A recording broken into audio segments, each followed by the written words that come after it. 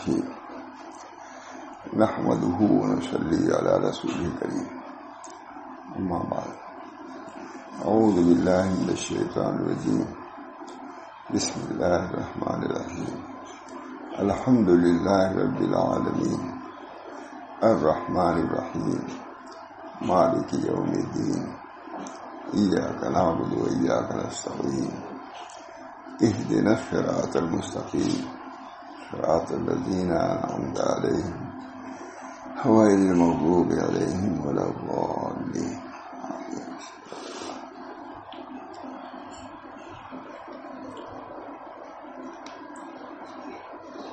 ابھی کل ہی میں نے طریق کے اصول کو سنایا تھا.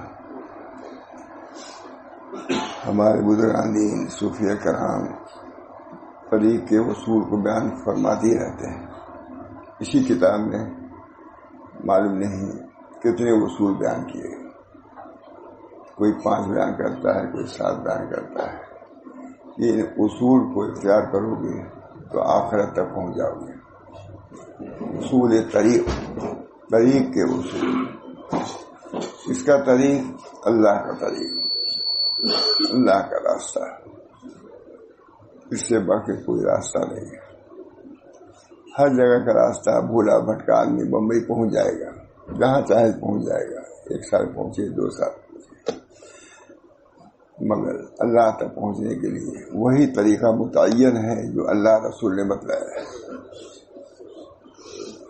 اس میں کسی کو دخل نہیں ہے. طریق کے بتلانے والے سب سے اعلیٰ و اولا نبی اکرم صلی اللہ علیہ وسلم, پھر ان کے بعد صحابہ کرام, تابعین ہے, تبع تابعین ہے. کتنے شعبے ہیں, سب کے لیے ایک ایک جماعتیں ہیں. عقائد کی اصلاح کے لیے, اس کے تبیین کے لیے متکلمین ہیں. احکام کو بیان کرنے کے لیے فقہا ہیں. اور نبی اکرم صلی اللہ علیہ وسلم کی باقی چیزوں کی تشریح کے لیے صوفیہ کرام.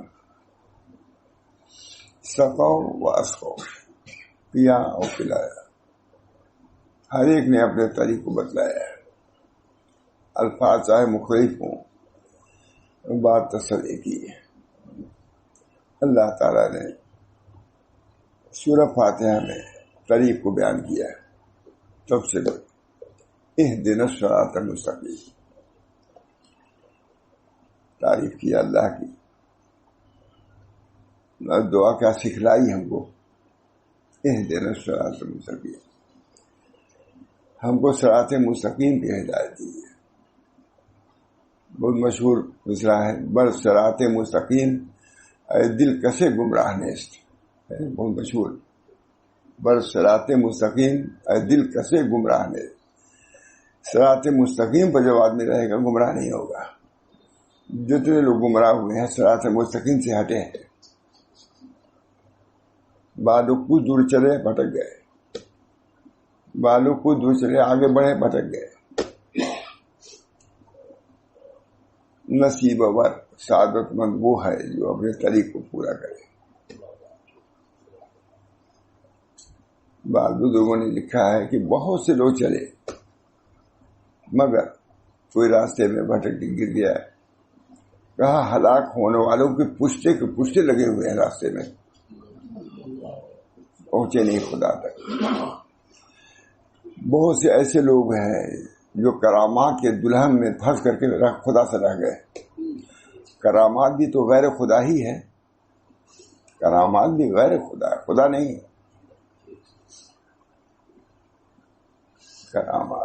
کرامات کے دلہنوں میں پھنس کے رہ گئے, اسی کو مقصود سمجھ لیا ہے, خدا وہ نہیں ہے. سخت خوش مستی والے اے بلحسن, سخت خوش مستی والے اے بلحسن, پارے راحت تابینا شدن. بہت اللہ تعالیٰ جس کو پار گھر لگا دے اس کی عنایت ہے.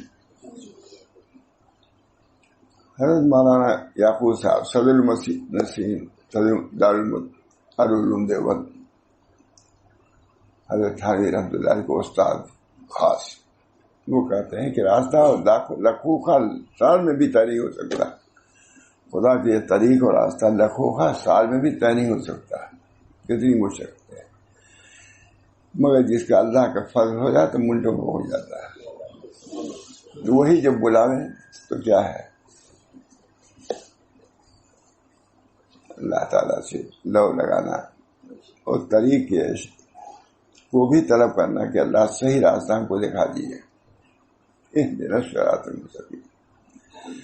علامہ ابن تیمیہ نے لکھا ہے کہ جیسے یہ سورت جامع السور ہے، تمام سورتوں میں جامع کون سورت ہے؟ سورہ فاتحہ ہے۔ یہ دعا اہدنا الصراط المستقیم جامع الادعیہ ہے۔ ہدایت بہت بڑی چیز ہے، ہدایت کی دعا بار بار سکھائی گئی ہے، نبی بھی کہتا ہے اہدنا الصراط المستقیم، یہ معمولی دعا نہیں ہے۔ اہدنا الصراط المستقیم، اللہ تعالیٰ صراط مستقیم کی ہدایت فرمائے۔ ہدایت جب ملتی ہے تو صحیح معنوں میں فلاح یاب ہو جاتا ہے، فلاح پانے والا ہے۔ اولئک علی ھدی من ربہم واولئک ھم المفلحون، جو ہدایت پہ ہوتے ہیں وہی فلاح یاب ہے۔ سڑک کو چھوڑو گے شاہراہ کو گمراہ ہو، سڑک لیلھا کنہارھا۔ حضور اکرم صلی اللہ علیہ وسلم فرماتے ہیں کہ ہمارا راستہ کشادہ ہے، لاکھوں کروڑوں آدمی بیک کو چل سکتے ہیں، اپنی استعداد کے اعتبار سے طے کر سکتے ہیں، روشن ہے۔ لیلھا کنہارھا، اہدنا الصراط المستقیم، اولئک علی ھدی من ربہم واولئک ھم المفلحون۔ ہدایت بہت بڑی نعمت ہے، ہدایت مل گئی، فلاح مل گئی۔ قرآن کہہ رہا ہے اولئک علی ھدی من ربہم واولئک ھم المفلحون، وہی فلاح پانے والے ہیں۔ حضرت تھانوی کا واقعہ ہے، ہمارے شاہ رسول اللہ صاحب سے ہماری کتنی مرتبہ ہم نے سنا ہے۔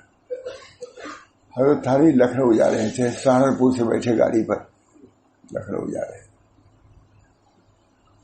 ایک صاحب اور بیٹھ گئے اسی ڈبے میں۔ وہ سمجھے کہ حضرت تھانوی بھی جہاں جا رہے ہیں ہم وہاں ہی وہ بھی جا رہے ہیں۔ وہ جا رہے تھوڑی دور پر روڑکی کی جگہ، وہیں جا رہے تھے۔ تو جب گاڑی چل دی، کیا اطمینان ہوا، مولانا تھانوی رحمۃ اللہ نے ان سے پوچھا کہ کہاں تشریف لے جا رہے ہیں؟ کہا میں روڑکی، غالباً روڑکی پڑتا ہے، شاید روڑکی جا رہا ہوں۔ کہا ممکن ہے کہ آپ روڑکی جائیں لیکن یہ گاڑی تو لکھنؤ جا رہی ہے۔ حضرت تھانوی کا جملہ ہے، ممکن ہے کہ آپ روڑکی جائیں، مطلب اس گاڑی سے آپ نہیں پہنچ سکتے ہیں، ممکن ہی ہے۔ اچھا، میں نہیں جانتا تھا کہ یہ گاڑی لکھنؤ جا رہی ہے، روکی نہیں۔ اور وہ بےتابی، انتہائی حیرانی، انتہائی پریشانی ہوئی۔ اس وقت مجھ کو تفصیل سمجھ آئی، اولئک علی ھدی من ربہم واولئک ھم المفلحون۔ میں صحیح راستے پر تھا لیکن میں سمجھ رہا تھا کہ میری گاڑی منزل مقصود کے قریب پہنچا رہی ہے، لکھنؤ، اور وہ صحیح راستے پر نہیں تھے، باوجود کہ چند میلوں پر تھا وہ۔ میں ہدایت پر نہیں ہوں، صحیح گاڑی پر، اس وجہ سے ان کو بےتابی تھی۔ اولئک علی، جو ہدایت پر ہوتے ہیں وہی مفلح ہیں، ان کو اطمینان ہوتا ہے، ان کو سکون ہوتا ہے۔ فرمایا ممکن ہے کہ آپ لکھنؤ جا رہے ہیں، لیکن یہ گاڑی لکھنؤ نہیں جا رہی ہے۔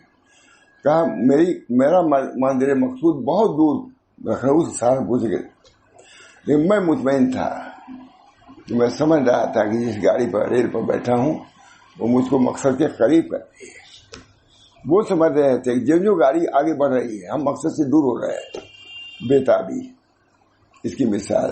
تو فرمایا کہ مجھے اس آیت کی تفسیر اس وقت سمجھ میں آئی، اولئک علی ھدی من ربہم واولئک ھم المفلحون۔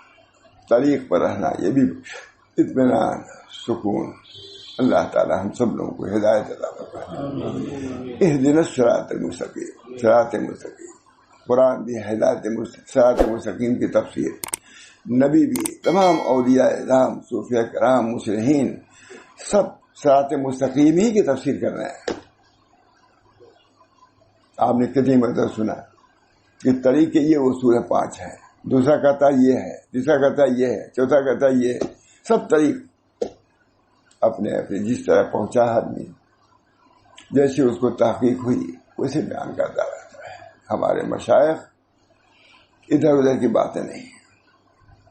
طریق پر رہو، طریق پر رہو گے چین سے سکون سے رہو گے، ادھر ادھر بھٹکو گے پریشان ہوگے. اس بنا پر اولئک علی ھدی من ربہم، اللہ ہم سب لوگوں کو ہدایت برابر. اہدنا الصراط المستقیم دعا کرائی جاتی. نبی بھی محتاج ہے کہ دعا کرے. نبی صراط مستقیم کی ہدایت، صراط مستقیم وہ ہے جو نزدیک بھی ہو، دور و دراز کا بھی نہ ہو، اس کے اندر نشیب و فراد بھی نہ ہو. یہ صراط مستقیم.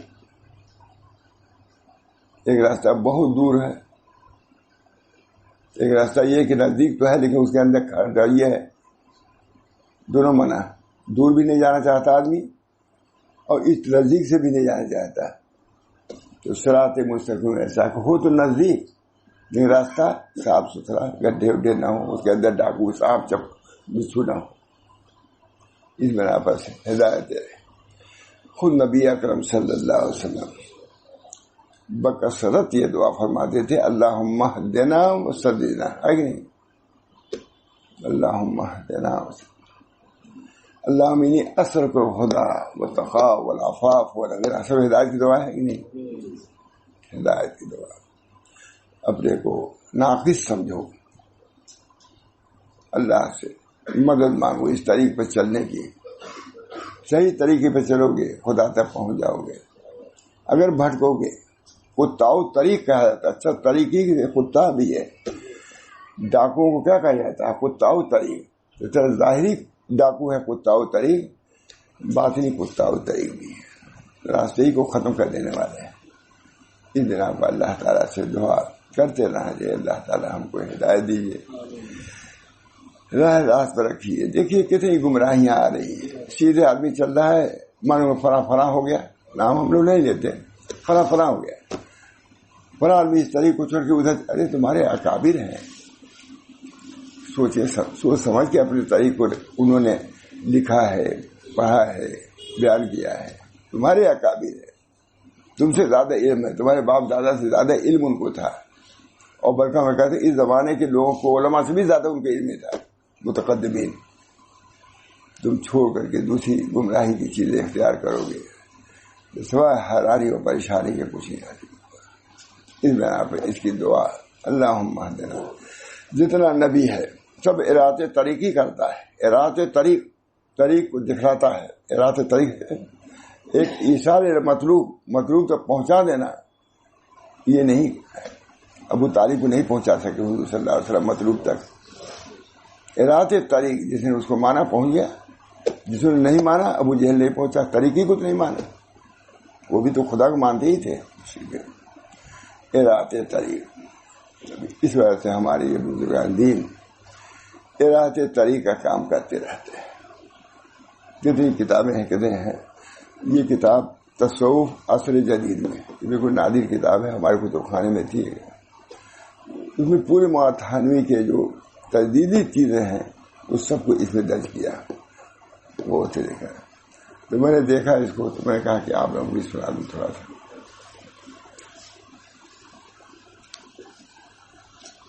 اچھا لکھا ہے. اللہ تعالی ہم سب لوگوں کو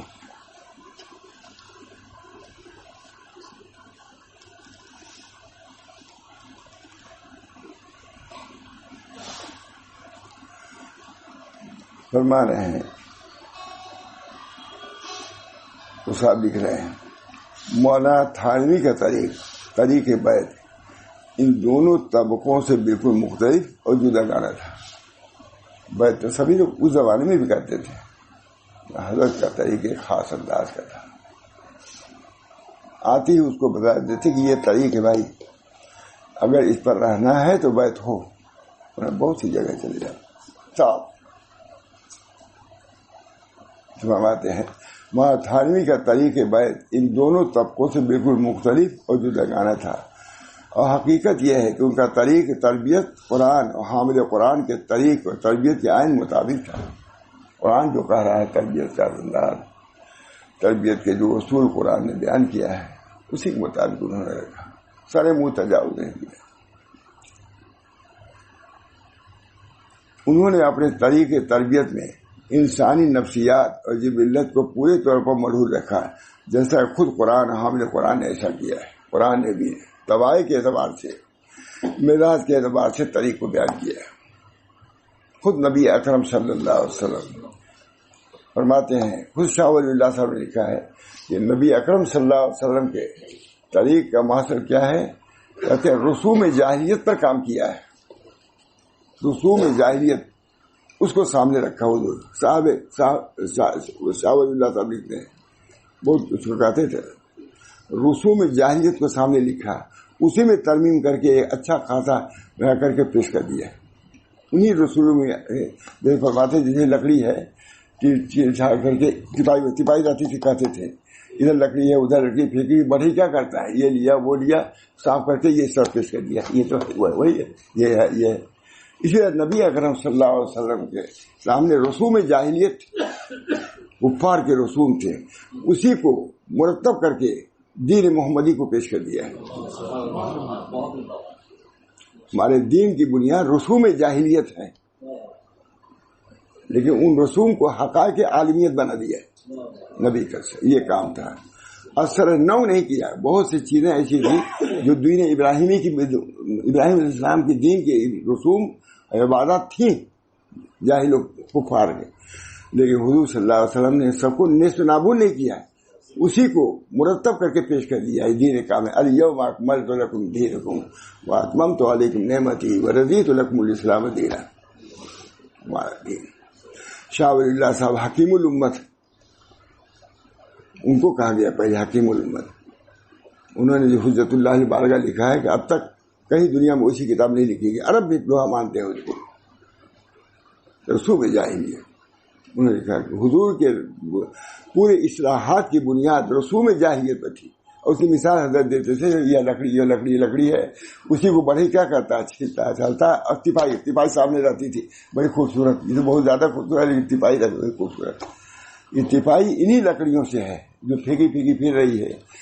کام بھی بڑھئی آتا ہے، اس کو چھلتا ہے، کرتا ہے، پڑا ہے. اسی طرح نبی اکرم صلی اللہ علیہ وسلم جو متفرق چیزیں تھیں ابراہیم علیہ السلام کی، جس کا انداز لوگوں نے بدل دیا تھا، حضور نے اس کو صحیح انداز پر پیش کیا، اور وہی دین کامل ہے. الیوم اکملت لکم دینکم واتممت علیکم نعمتی ورضیت لکم الاسلام دینا. رسوم جاہلیت آپ نکل نہیں سکتے. آپ کو بھی جب اصلاح کرنی ہوگی تو آپ کو سامنے رکھنا ہوگا کہ اس وقت کس چیز میں مبتلا ہے، امت کس چیز میں مبتلا ہے، تو بغور آپ کو دیکھنا ہوگا، تب اصلاح کر سکتے ہیں. اکثر آپ انکار کریں گے تو کوئی بات آپ کی نہیں سنے گا. آپ کو صحیح طریقے سے دین کو ادعو الی ربک بالحکمت والموعظہ وجادلہم باللتی ہی احسن، ہے کہ نہیں؟ ہم سن کو توفیق دے، تبلیغ کی بھی توفیق صحیح طریقے سے دے. ادعو الی ربک، یہ دعوتی تو ہے. خدا ادعو کا لفظ ہی کہہ رہا ہے، ادعو الی ربک سبیل ربک سبیل ربک، تمہارے رب کی طرف راستہ جو ہے، طریق، یہ سبیل طریقے کی چیز ہے. ادعو الی سبیل ربک بالحکمت والموعظۃ وجادلہم باللتی احسن. لڑائی بھی نہ کرو، جنگ بھی اگر ہو تو وہ بھی احسن طریقے سے ہو. جیسے اس زمانے کی جنگ ہے نہیں، حکمت کے ساتھ بلاؤ، علم کے ساتھ ہے. اگر کہیں جدال کی ضرورت ہو تو جدال میں بھوڈا پل اور جاہلیت نہیں آنا چاہیے، اس کو بھی آسان طریقے سے کرو. ادعو الی سبیل ربک بالحکمت والموعظۃ وجادلہم باللتی احسن. پوری تفسیر علماء لکھا ہے، اس پر معمولی کی آیت تھوڑی نہ ہے. تبلیغ کی تو بنیاد یہی آیت ہے. کتنے لوگ جانتے ہیں؟ اللہ تعالی ہم سب لوگوں کو صحیح دین کی شناخت اور اس کے طریق کی شناخت عطا فرمائے. ادعو الی سبیل ربک. ہمارا دین ممہد ہے، ہمارا دین ممہد ہے، کتاب و سنت سے مؤید ہے. ہمارا طریقنا ممہد مشید. سیدنا رفاعی فرماتے ہیں، عبد القادر جیلانی، طریقنا مشید بالکتاب و سنت. ہمارا طریق مدلل ہے کتاب و سنت سے. حضرت تھانی انہی لوگوں میں سے تھے. انہوں نے طریق کو پیش کیا ہے کتاب و سنت سے.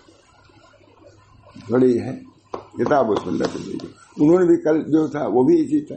کئی دن سے سب ہمارے علماء و مشائخ دیانتدار لوگ ہیں, متدین ہیں, اللہ سے ڈرنے والے ہیں. یوں ہی طریق بتلا دیں گے. کوئی پوچھے آپ سے فلاں راستہ کہاں ہے, آپ غلط بتلا دیں گے تو اچھا رہے گا؟ یہ خدا کا راستہ ہے, کتنی ذمہ داری کا راستہ ہے. اس وجہ سے ہر کس و ناقص نہیں کر سکتا. مہاراج فرماتے ہیں ان کا طریق تربیت قرآن اور حامل قرآن کے طریق تربیت فرماتے ہیں ان کا طریق تربیت قرآن اور حامل قرآن کے طریقے تربیت کے عین مطابق تھا. قرآن کے مطابق. حامل قرآن کون؟ نبی صلی اللہ علیہ وسلم. یہ بھی آپ لوگ بڑھ کر سمجھ جائے. میں نے کوئی تھوڑی دیکھ ذہن میں آیا کہ حامل قرآن نے سمجھ آگے.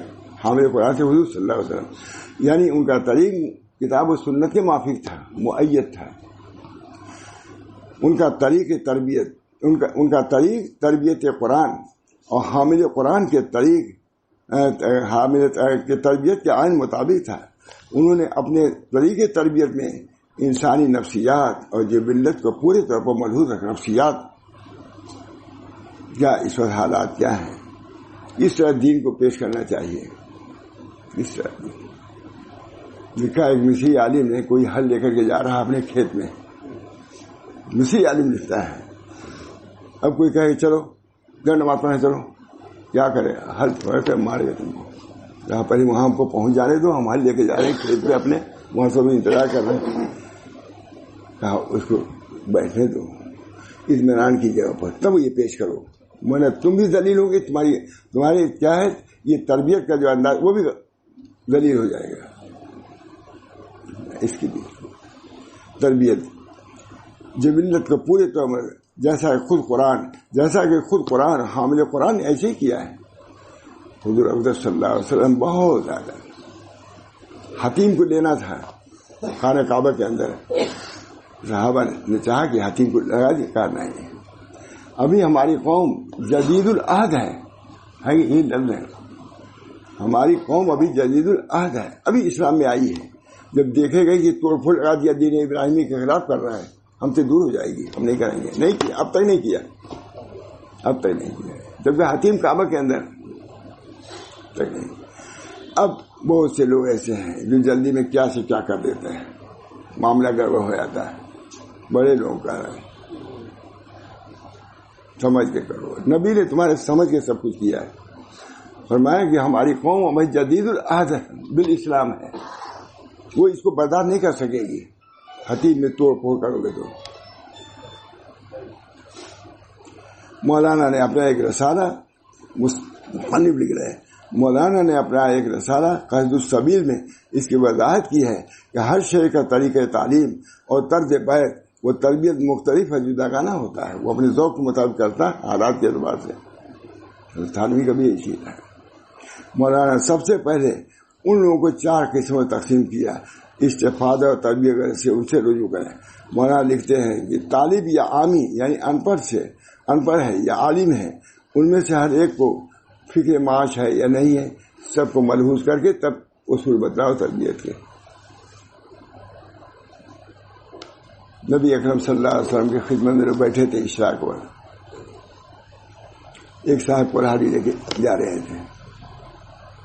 صحابہ نے کہا یا رسول اللہ یہ کیسا آدمی ہے, سب سے جی شکل میں ہے, یہ کلہاڑی لے کے جنگل جا رہا ہے. کہا چپ رہو, خاموش. تم لوگ نفل میں مشغول ہے, وہ فرض میں مشغول ہے. یہ تربیت صحابہ کی تربیت. یہ نہیں کہ ہاں ہم بات دنیا دار ہیں, یہ نہیں کہ دنیا دار آدمی. اب کے لوگ فرق ہے, ہم دنیا دار لوگ چھوڑو, دنیا دار لوگ. کہا کہ تم نفل میں مبتلا مشغول ہو. میں اشراق میں بیٹھا نفل ہی تو ہے, اور وہ اپنے بچوں کے لیے کلہاڑی کے جا رہا ہے, وہاں جنگل سے لکڑی کاٹے گا, بازار میں بیچے گا, اپنے لڑکوں کو کھلائے گا. وہ فرض میں مبتلا ہے, تم نفل میں مبتلا. یہ ہے تربیت, نبی کی تربیت. جب اس چیز کو معلوم ہوگا تب شیخ صحیح تربیت کر سکتا ہے. اناڑی اناڑی پہ ایک بات یاد آئی، بہت ہم نے سنا ہے سے کہ ایک صاحب نے آ کے کہا اپنے شیخ سے کہ حضرت میں تو شیطان ہو گیا.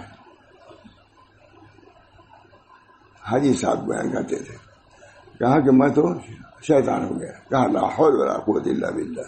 وہ دیوار سے مارا گیا، مر گیا، ختم. حاجی صاحب نے کہا کہ شیخ اناڑی تھا، نہ کہ ایک آدمی کی جان کو لے لیا.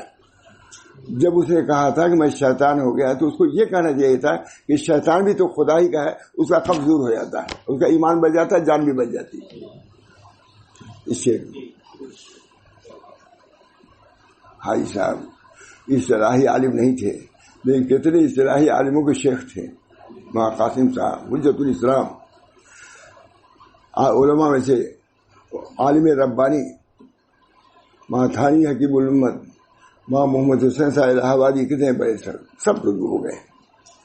کیا ترو کی تربیت کو جانتے تھے حاجی صاحب. ہر آدمی کے ساتھ معاملہ الگ. اشاق بتا حضرت حاجی صاحب کے ساتھ ماں تھانی بیٹھے ہوئے تھے. حضرت تھانی نے کہا کہ حضرت میں نے آپ کا وقت ضائع کیا. ہر آدمی کہہ دیتا ہے، حضرت نے بھی کہا آپ مولوی ہو کے اسی بات کرتے ہیں؟ کیا دوستوں کے ساتھ بیٹھنا، ان سے بات کرنا یہ دین نہیں ہے؟ شیخ تھے وہاں تھانی ٹوک، کہا مولوی ہو کے اسی بات کرتے ہیں؟ ایسے موقع پر آ گئے شیخ خوخت ظاہر کر دیا. چوکتے نہیں تھے حضرت حاجی، نرم تھے ایسا. لیکن چاہے ماں گنگوئی ہوں، چاہے ماں یعقوب صاحب ہوں، فوراً جو بات ہے ظاہر کر دیتے. اللہ تعالیٰ ہم سب لوگوں کو طریق کی معرفت، اہل طریق کی معرفت عطا فرمائے. طریق کیا ہے؟ جب طریق صحیح رہے گا تبھی تو خدا تک پہنچے گا. مولانا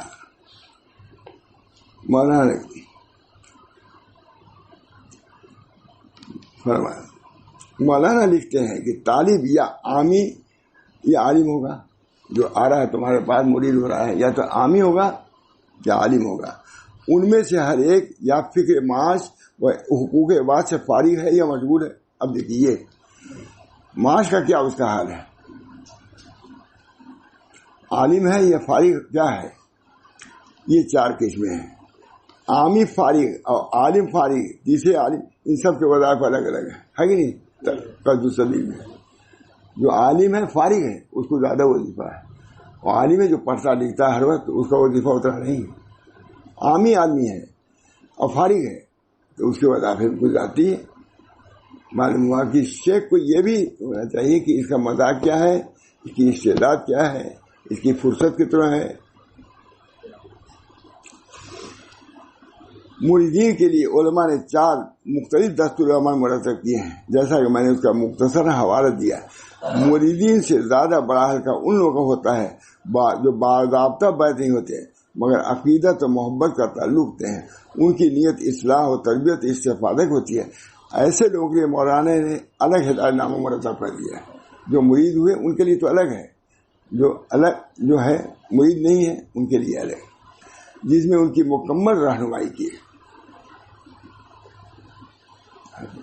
ہر آدمی جو آیا طالب ہو کر کے، اب اس کی حیثیت کیا ہے، عالم ہے تمہارا مرید ہے کہ نہیں ہے، سب کے متعلق الگ الگ رہنمائی. یہ نہیں کہ ایک نسخہ ایک ہی لاٹھی سب کو ہانک دیا. شیخ کو مستعد بالرائے ہونا چاہیے، رائے میں استقرار ہونا چاہیے، طریق کا عارف ہونا چاہیے، تربیت کا اصول سے آگاہی ہونا چاہیے. اصول تربیت جس میں ان کی مکمل رہنمائی کی ہے، وہ اپنے اوقات زندگی کیسے گزاریں.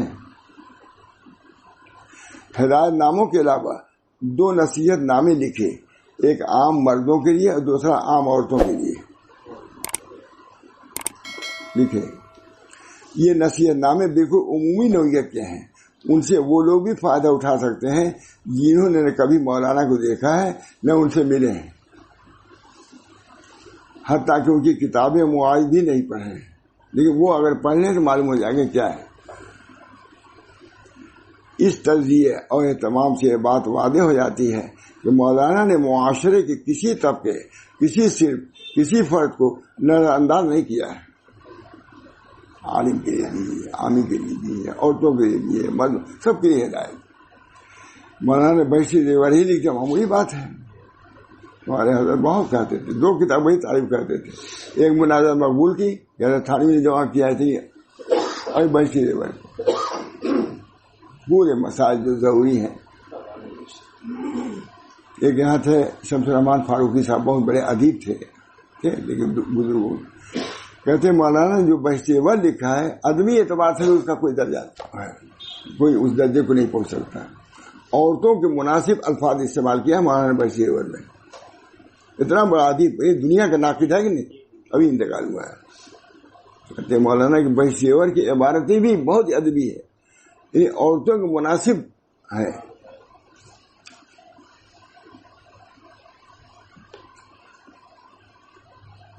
مولانا نے خود اس حقیقت کی طرف اشارہ کیا ہے اور اپنی تحریر میں لکھا ہے کہ ہر شخص کی طبیعت جدا ہے.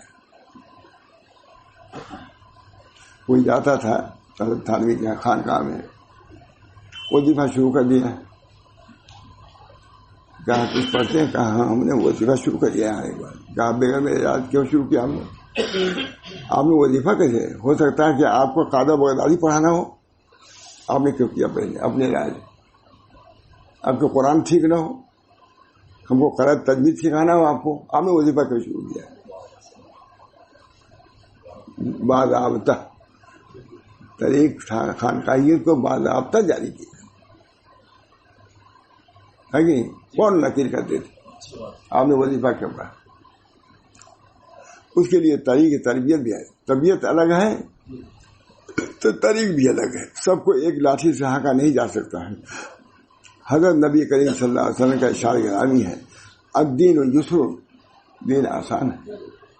اب جو دین کو سمجھے گا تب تو اس کو پیش کرے گا. دین اسلام قرآن بھی یہی کہتا ہے کہ اللہ تعالیٰ نے کسی کو اس کی ہمت اور صلاحیت سے بڑھ کر کسی چیز کا مکلف نہیں بنایا ہے. اللہ تعالیٰ بار بار انسانوں کو یہ نوید سناتے اور تسلی دیتے ہیں، میں تمہارے ساتھ نرمی اور آسانی چاہتا ہوں، تمہیں تنگی اور مشکل میں نہیں ڈالنا چاہتا. اللہ رحیم ہے، اپنی طریق کو مشکل کرے گا. لندن امریکہ کے جانے کو تو آسان کر دیا، اپنی طریق کو مشکل کرے گا. کسی نے کیا؟ اللہ ہی نے کیا. اس سب اتنی دیر میں مسافت طے ہو رہی ہے امریکہ کی، اس کی، تو اللہ نے سب کے طریق دنیا داروں کو تو آسان اور اپنا طریق مشکل کرے گا. حضرت تھانوی فرماتے ہیں کہ پہلے جن مجاہدات کے بعد کسی درجے تو پہنچتے تھے، اس کا اسے اشیر بھی کریں اللہ تک پہنچ جائیں گے. اب یہ زمانہ وہ ہے. حدیث میں آیا ہے، نبی اکرم صلی اللہ علیہ وسلم ارشاد فرمایا، صحابہ سے فرمایا تم اس دور میں ہو، اگر عشر دین کا 10واں حصہ چھوڑو گے مواخذہ ہو جائے گا. ایک زمانہ وہ آئے گا کہ 10واں حصہ کوئی کر لے گا نجات پا جائے گا. یہ وہ دین ہے.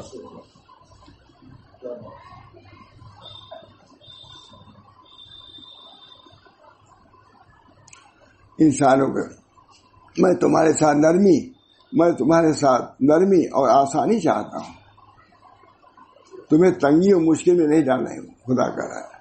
اس قرآنی اصول اور پیغمبرانہ طریق پر کتنے حضرات جو رشد ہدایت کے منصب پر ہیں عمل کر رہے ہیں. ماتھانی لکھ رہے ہیں. سنانا ضروری تھا کہ ہے کہ نہیں؟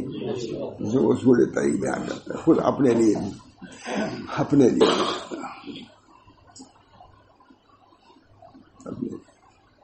اللہ تعالیٰ ہم سب لوگوں کو خود اصول طریق پر رہیں گے تبھی تو بتلا بھی سکتے ہیں. اصول تفسیر ہے، اصول فقہ کو پڑھاتے ہیں آپ لوگ، ہے کہ نہیں؟ اصول طریق بھی تو ہے، اس کا بھی جاننا ضروری ہے تب پڑھا سکتا ہے. جاہل سے اجہل. اتنا عرض کرنے کی اجازت ضرور چاہوں. میں اس تفصیل میں جانا نہیں چاہتا. رشد ہدایت کے عمل کرتے ہیں، اس تفصیل میں جانا نہیں چاہتا، اس کے متعلق کچھ نہیں بیان کرنا چاہتا، لیکن اتنا عرض کرنے کی اجازت ضرور چاہوں گا کہ موجودہ دور میں نئی اور دین سے بیگانہ نسل کو بیگانہ نسل وہ نسل جس کو مغرب کے رعنائیوں نے اور رنگینوں نے چکا چوت کر رکھا ہے، اس کے دین سے دور رہنے کی ایک بڑی وجہ وہ سختیاں اور پابندیاں ہیں جنہیں اسلام کے نام پر مسلط کیا جاتا ہے۔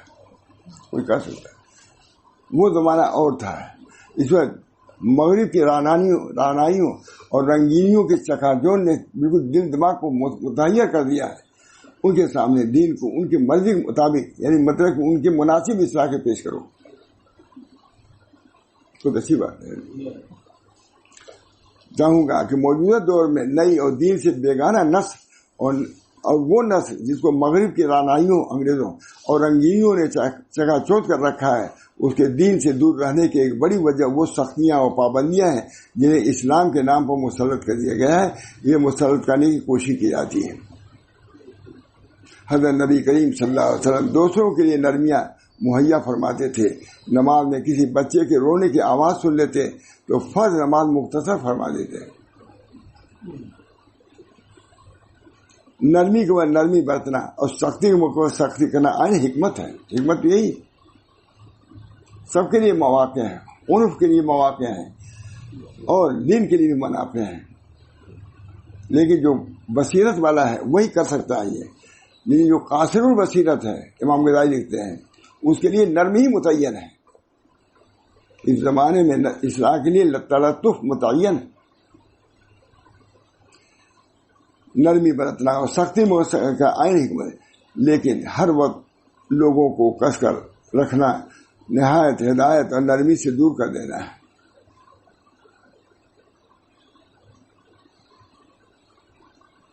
مولانا ہمیشہ اسی حکمت اور دانائی پر عمل کرتے تھے۔ بہت اچھا لکھا ہے، کتابیں تو میری ہے، پورے خلاصہ ہے۔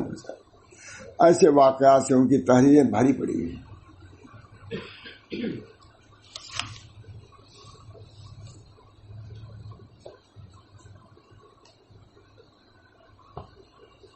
اسی طرح ایک اور واقعہ مذکور ہے جس سے یہ بات سامنے آتی ہے کہ آپ نبی اکرم صلی اللہ علیہ وسلم کے اسوہ اور طریقے کے پیروی کرتے ہوئے لوگوں کے ساتھ کتنی نرمی اور آسانی فراہم کرتے تھے۔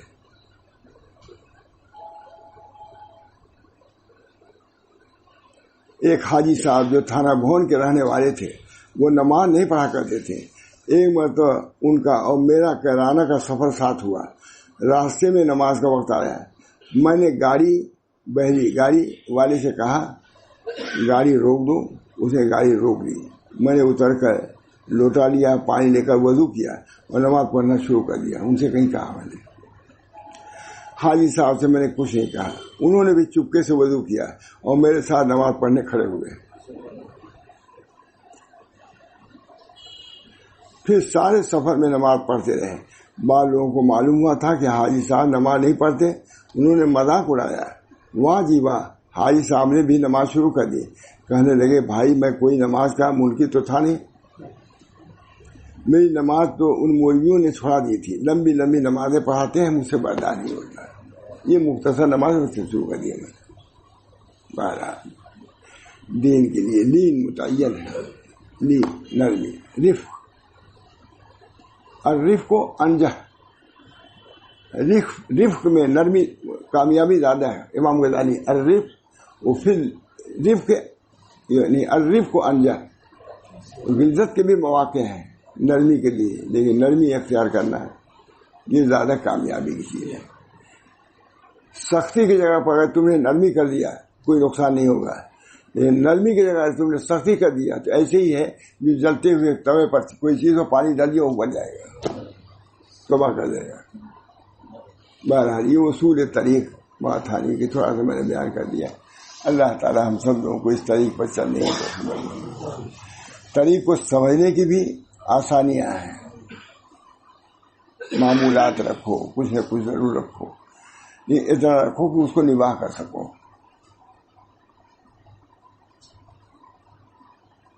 جس پر مداومت ہو سکے۔ خود نبی اکرم صلی اللہ علیہ وسلم نے، وہی صحابی تھے بہت زیادہ پڑھنا چاہتے تھے، بہت روزہ رکھ رہے، فرمایا کہ نہیں اتنا نہ کرو، نہیں نبھا پاؤ گے، لیکن نہیں مانے۔ اخیر وہ کہتے کاش کہ میں حضور کی رخصت قبول کر لیے ہوتا، کاش کہ میں ہوتا۔ ہمارے حضرت وغیرہ بھی ایسی اللہ تعالیٰ نے امام تھانوی کو بہت معیار بنا کے بیان کیا. اب بات آگے اس وجہ سے کہا جی نے کہا یہ بیان بات نہیں. بہرحال ہم لوگ اسی سلسلے کے ہیں، تعلق ہے. اور ہمارے سلسلہ کیا، امام تھانوی کے سبھی کے سلسلہ اپنے اکابر میں سے ہیں. نرمی رفق سے کہو بھی، نرمی کے ساتھ، رفق کے ساتھ چلو بھی، رفق کے ساتھ، اعتدال کے ساتھ. بچوں کی تربیت کا خیال نرمی کے ساتھ سمجھا بجھا کے کرو. بہت کہتے تھے بہت سختی نہ کرو، لیکن حکمت سے ان کی تربیت کرو. نہیں کرو گے بگڑ جائیں گے، سختی کرو گے اور بگڑ جائیں گے.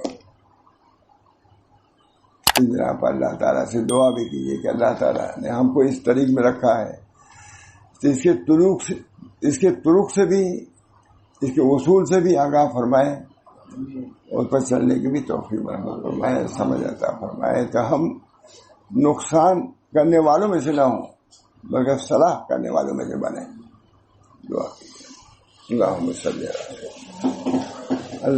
اللہ وسلم. ہم سب لوگوں کو عافیت عطا فرمائے، دین پر ثابت قدم رکھ، اور دین کو عام کرنے کی بھی ہمارے سب کے اندر صلاحیت پیدا فرمائے.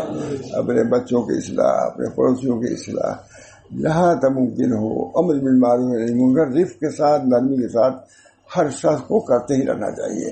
اللہ ہم سب کو توفیق دے، اور اللہ تعالیٰ دنیا کے فتنوں سے، ان کے رعنائیوں سے ہم سب کی حفاظت فرمائے. ہم کو، ہمارے بچوں کو، ہماری بچیوں کو اللہ تعالیٰ سنت کے طریق پر رہنے کی توفیق مرحمت فرمائے. ربنا تقبل منا انک انت السمیع العلیم برحمتک یا ارحم الراحمین. محمد سید نبی کریم صلی اللہ تعالی علیہ وسلم.